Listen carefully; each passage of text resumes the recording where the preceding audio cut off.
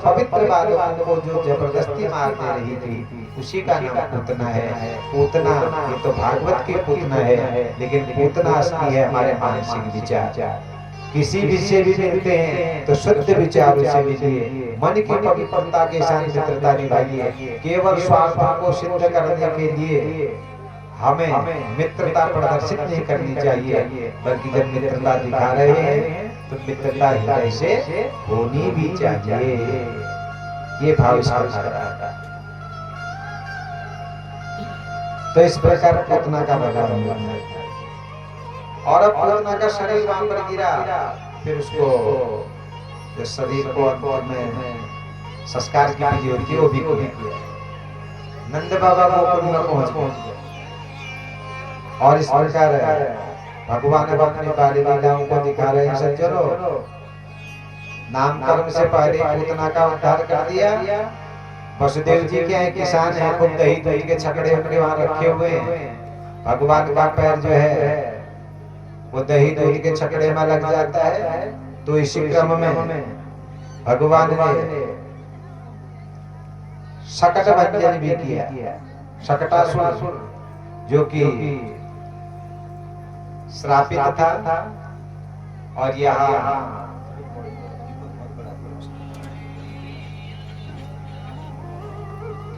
तो शकट नाम का जो दैत्य है वो छकड़े पर बैठा हुआ था। अचानक भगवान का पैर उस पर लगा तो उसका भी उद्धार हो गया।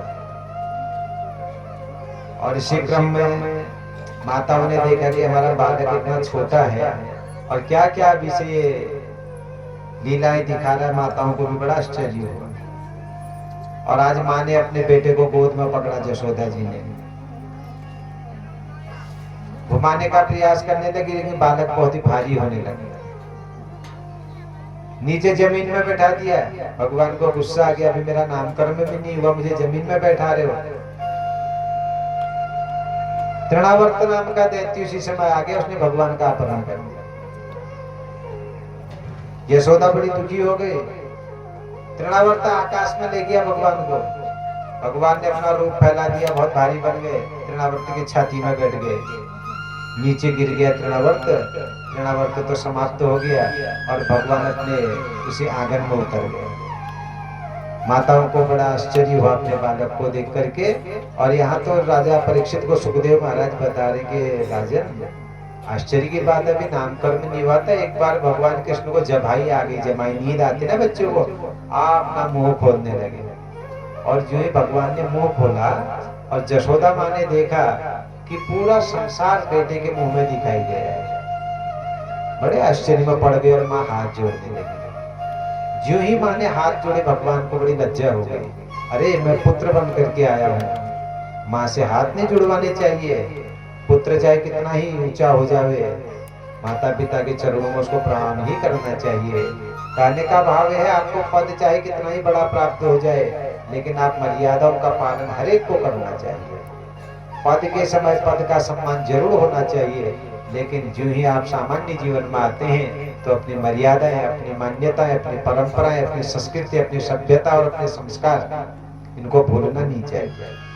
भगवान ने फिर प्राकृतिक रूप धारण कर दिया। आज यशोदा के मन में विचार है कि अब तो नामकर्म का समय हो गया, अब अपने बच्चे का नामकर्म करना चाहिए। नंद बाबा ने पुरोहित को बुलाया।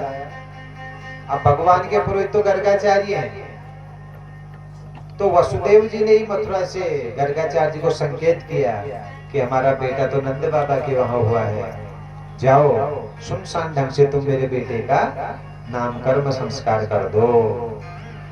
कोई हल्ला गुल्ला करने की जरूरत नहीं। गर्गाचार्य जी आज वसुदेव जी के प्रेरणा से नंद नगरी में आ गया। और नंद नगरी में आकर के नंद बाबा से उनकी भेंट होती है। गर्गः पुरोहितो राजन् यदूनां सुमहातपाः ब्रजं जगामनन्दस्य वसुदेव प्रचोदितः। वसुदेव जी के द्वारा प्रेरित गर्गाचार्य जी आज नंद बाबा के मठ में पहुंचे। अब बच्चे के नामकरण की तैयारी होने लगी। बहुत ध्यान से सुनिए, बच्चे के नामकर्म में बहुत भीड़ भाड़ करने की जरूरत नहीं है।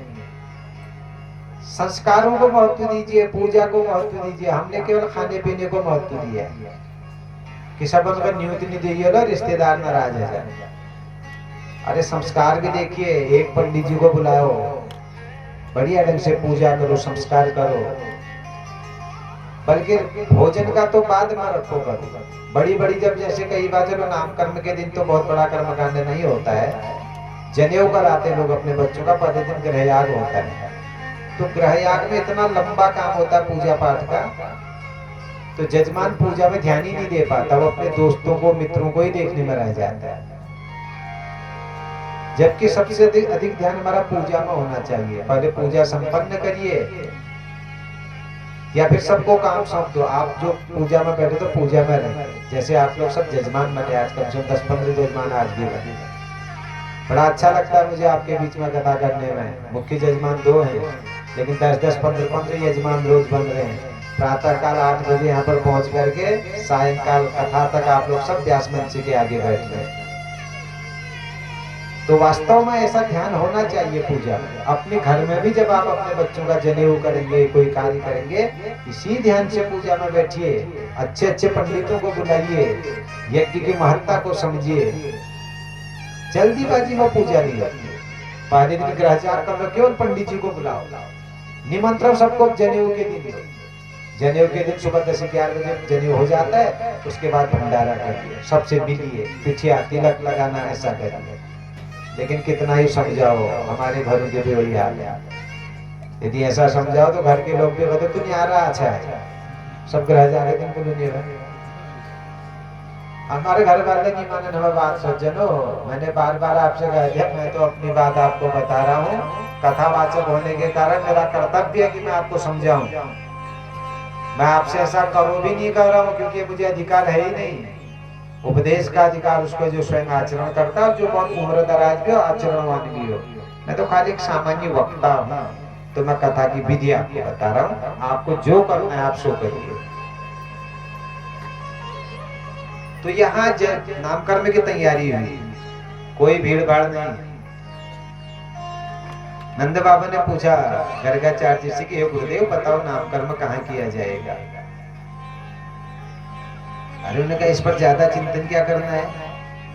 अलक्षितोस्मिन् रहसि मामकैरपि गोव्रजे कुरुद्विजाति संस्कारं स्वस्ति वाचन पूर्वकम्। गर्गाचार्य ने कहा कंस बहुत उग्र हो रखा है, शांत रहो, पूजा पाठ में ज्यादा हल्ला नहीं करना चाहिए, किसी को दिखाना नहीं है, शांत होकर के गाय के गोठ में चलो। किसान है ना नंद बाबा, बोले गाय के गोठ में जाकर के गौशाला में एक कोने पर पूर्व को मुंह करके स्वस्ति वाचन से बच्चों का नामकरण कर देंगे, कोई हल्ला गुल्ला मत करो। दोनों बेटों को लेकर के रोहिणी और जशोदा, रोहिणी का भी बेटा हुआ है, और यहाँ नंद बाबा की जशोदा के गर्भ में भी योगमाया जन्म हुई थी, उसको तो मथुरा पहुंचा दिया और कृष्ण भगवान को यहाँ पहुंचाया गया है।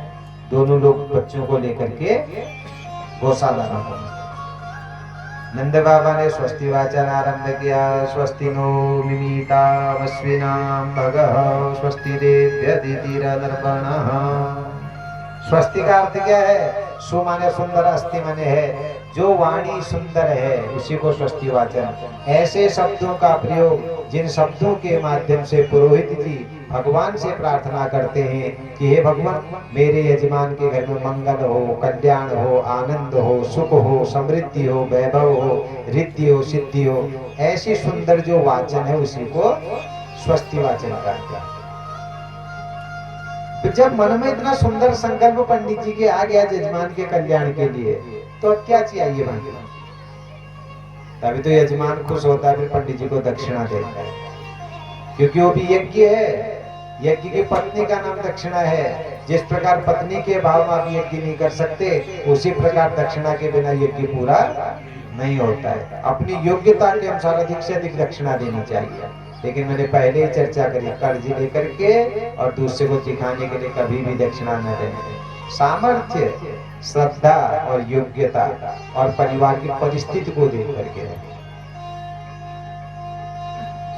तो नामकर्म संस्कार व बच्चों का नाम भी बड़े ढंग से रखना चाहिए।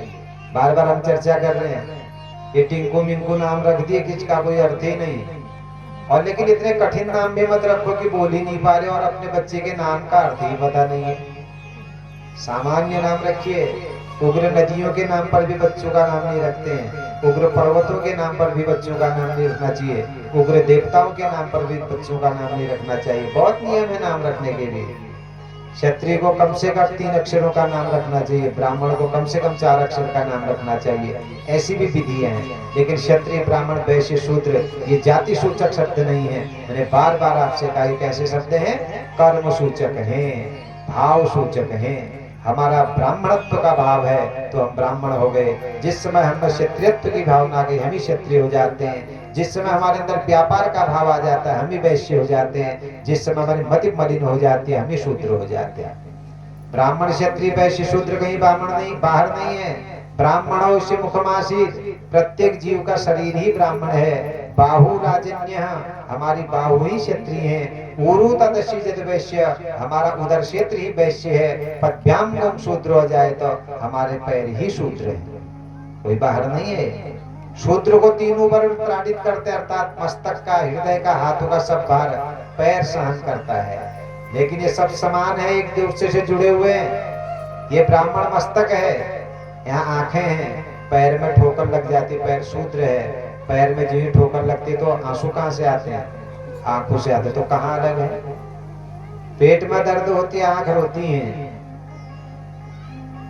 मुख में यदि कोई कीड़ा भी आता तो सबसे पहले किससे बचाते हो? हाथ से बचाते हैं। तो क्षत्रिय रक्षा करता है। तो कौन छोटा कौन बड़ा? सब बराबर है, कोई छोटा बड़ा नहीं। ये हमने बना रखा है। छोटा बड़ा है किसके आधार पर है? कर्मों के आधार पर। चातुर्वर्ण्यम मया शिष्टम गुण कर्म विभाग सह। भगवत गीता पढ़िए। क्या है भगवत गीता? हमारा राष्ट्रीय ग्रंथ है हमारा, लेकिन पता ही नहीं बच्चों को, आवाज ही नहीं आ रही कहीं से। ये नहीं बता रहे हम अपने बच्चों को। हम पहला परमाणु बम किसने फेंका, कितने परमाणु बम किसने बना दिए, ये पढ़ा रहे बच्चों को। लेकिन भगवत गीता ने कहा वर्णों की व्यवस्था कर्मों के आधार पर है। तो इस प्रकार जो है नाम की बात है, नक्षत्र के आधार पर नाम रखा जाए। तो इन बच्चों का नामकरण वर गर्गाचार्य कर रहे हैं। क्या कहा उन्होंने?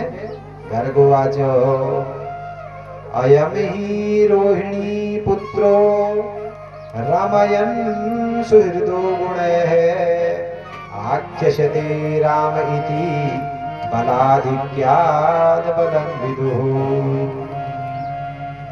गर्गाचार्य जी ने नंद बाबा से कहा, अरे नंद बाबा, तुम्हारी जो पत्नी है ना रोहिणी, ये वसुदेव की पत्नी है और उनके वहां रह रही है कंस के अत्याचारों से। बोले रोहिणी के गर्भ से जो बेटा हुआ है ना, रोहिणी से उत्पन्न होने के कारण इसका नाम रोहिणी ही होगा। और ये रोहिणी का 7वां गर्भ, देवकी का 7वां गर्भ संकर्षण विधि से रोहिणी में स्थापित किया गया था, इसलिए इसका नाम संकर्षण भी होगा। और ये बड़ा बलशाली होगा, तो इसका एक नाम बल भी होगा।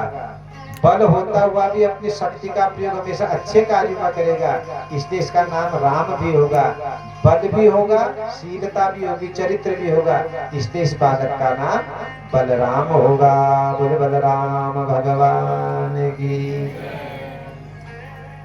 आसन वर्णास्त्रयो ह्यस्य गृहीतो न युगं तनुः शुक्लो रक्तः तथा पीतः इदानीं कृष्णतांगतः। प्रागयं वसुदेवस्य क्वचिज्जातु तवात्मजः वासुदेव इति श्रीमान् न विज्ञासं प्रचक्षते। और ये जो जसोदा के गर्भ से जो बालक उत्पन्न हुआ है ना, बताया नहीं अभी, मनी मन सोचा ये कोई सामान्य बालक नहीं है, ये तो भगवान नारायण है। कभी इनने शुक्ल वर्ण धारण किया, कभी रक्त वर्ण धारण किया। सत्युग में शुक्ल वर्ण, त्रेता में रक्त वर्ण, और द्वापर में पीत वर्ण, और अब आगे को जो है ये त्रेता में, द्वापर में कई प्रकार की क्रियाएं हो रही हैं, इसलिए रजोगुण को धारण करके और तमोगुण की भी यहाँ पर आवश्यकता है। इसलिए यही बालक अभी कृष्ण रंग का हो गया है। तो काले रंग का होने के कारण इस बालक का नाम कृष्ण होगा। इसका स्वरूप अभी बाल है, इसलिए इसका नाम बाल कृष्ण होगा। बोले बाल कृष्ण भगवान की। कार्षणात् कृष्णत्व में जो इसके अंदर बड़ी शक्ति होगी, इसकी चंचलता, इसकी भावुकता को देखकर, इसके स्वरूप को देखकर, इसके लीलाओं को देख करके पूरा संसार इसकी ओर आकर्षित होगा। इसलिए भी इसका एक नाम कृष्ण होगा। बोले श्री कृष्ण भगवान की।